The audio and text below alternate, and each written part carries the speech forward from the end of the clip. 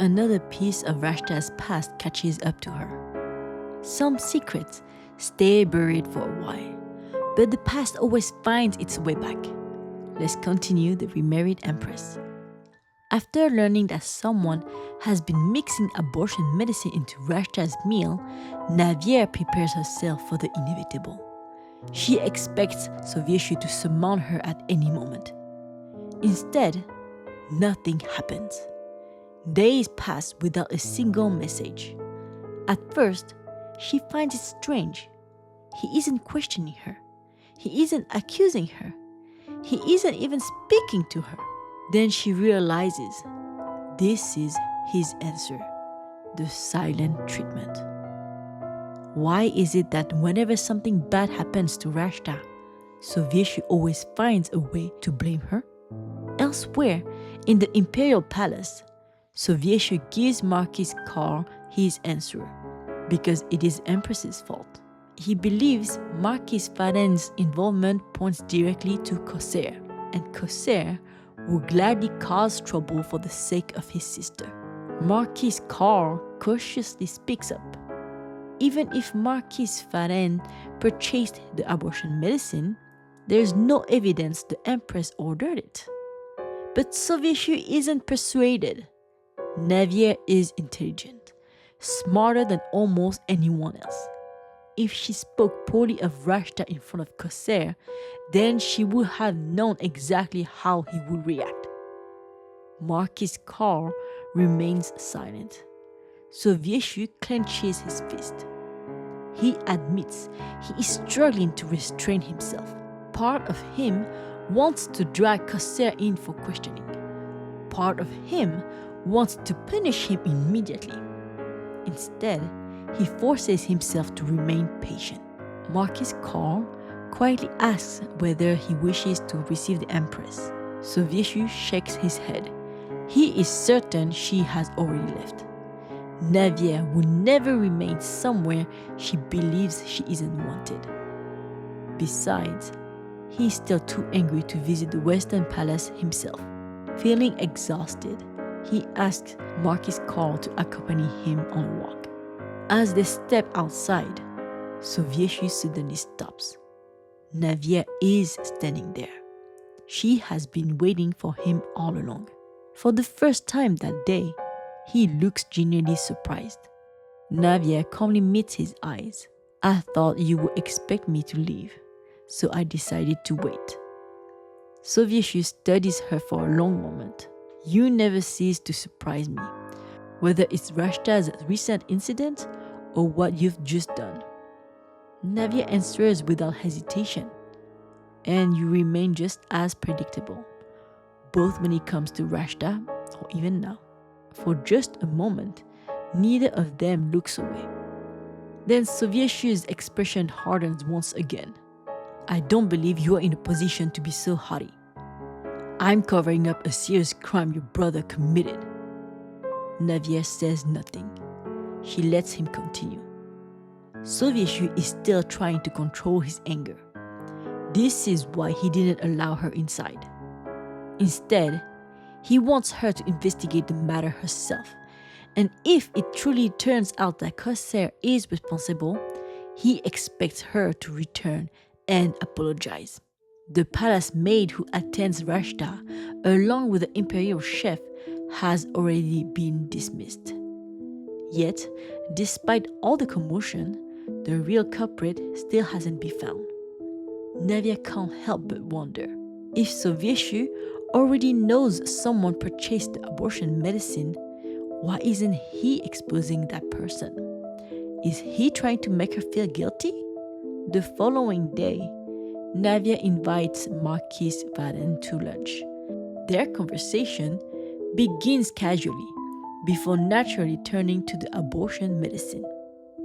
Almost as if asking out of curiosity, does she know the culprit? Without thinking, Varen replies that since the Empress knows nearly every noble in the capital, it's certainly possible. The moment the words leave his mouth, he realizes his mistake. A faint smile appears on Navier's face. So, the culprit is a noble. Faden quickly tries to recover. He explains that a servant would have no reason to commit such a crime. Then, forcing an awkward smile, he adds, "Your Majesty is rather frightening when you stare at someone like that. You remind me very much of Lord Corsair." But Navier isn't interested in changing the subject. She wants the truth. After a long silence, Faden quietly asks her for one favor. Could she simply look the other way? Navier meets his eyes. "The Emperor believes my brother is responsible, and you're telling me not to worry?"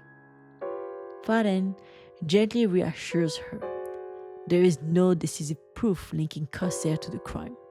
The abortion medicine is far too rare and far too expensive to erase every trace that it was purchased.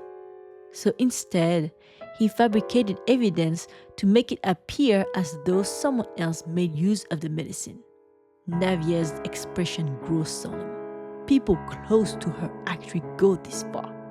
She doesn't want to hear that it was necessary, because she knows it wasn't. Faden lets out a quiet sigh. Lord Corsair isn't exactly known for making moral decisions. There is no point asking why he did it, nor should she continue looking into it. Navier calmly stops him. "It isn't your place to tell me what I should or shouldn't do."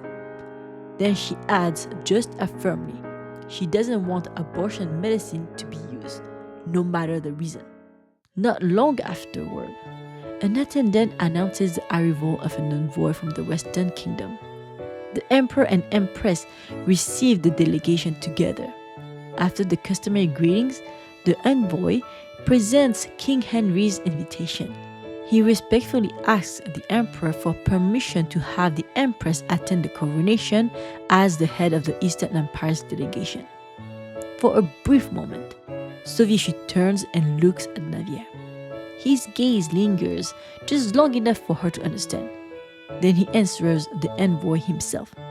The Empress is too busy to attend. Instead, Grand Duke Ralteng will represent the Eastern Empire.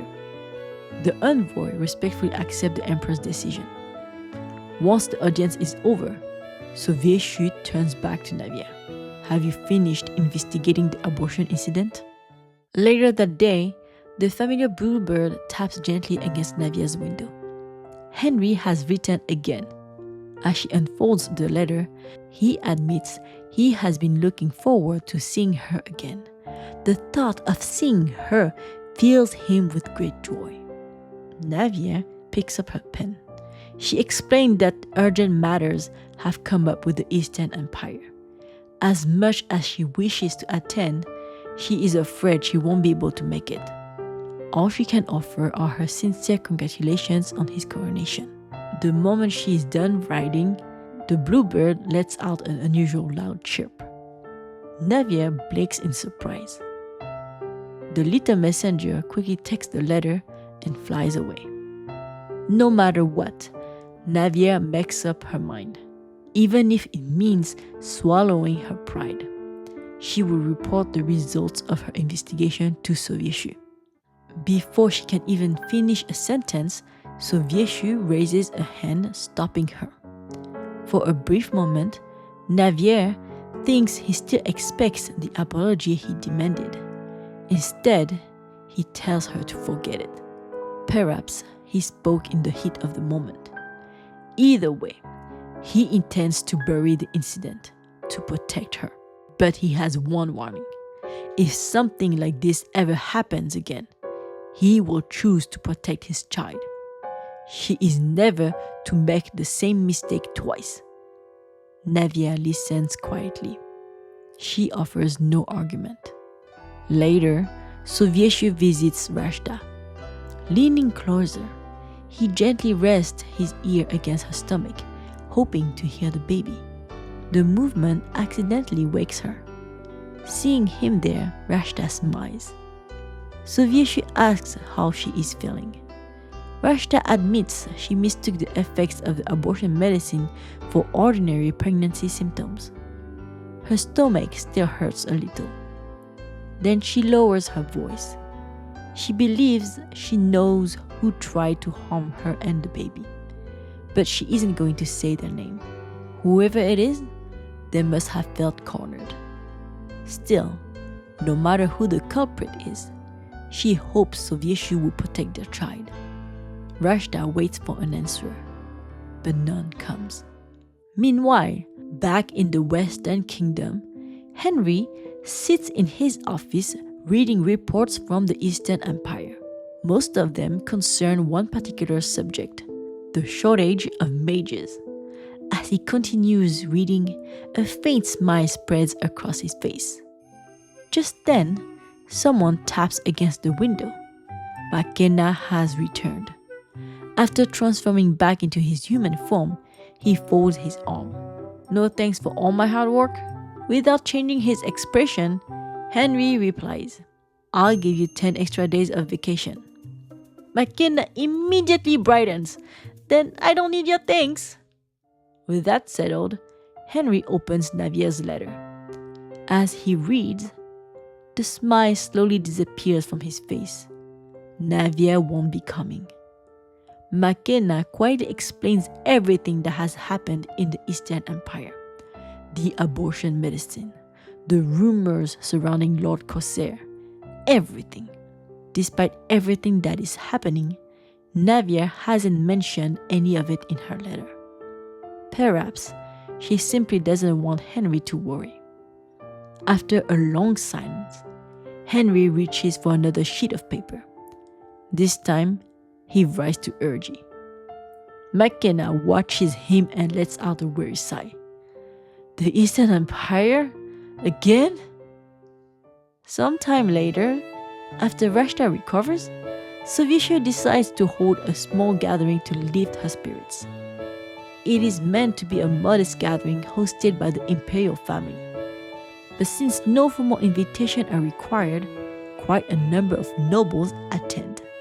During the gathering, a noblewoman approaches Rashta with a young lady behind her. She happily introduces the newcomer. The young lady has only recently arrived in the capital. She is delightful company, and the noblewoman simply has to introduce her to Miss Rashta. Rashta looks up. The moment their eyes meet, her smile vanishes. A chill runs down her spine. Standing before her is Liberty. Another piece of Rashta's past has finally caught up to her. To be continued. What do you think? How do you think Rashta will react now that Liberty has appeared? I'd love to hear your thoughts in the comments below.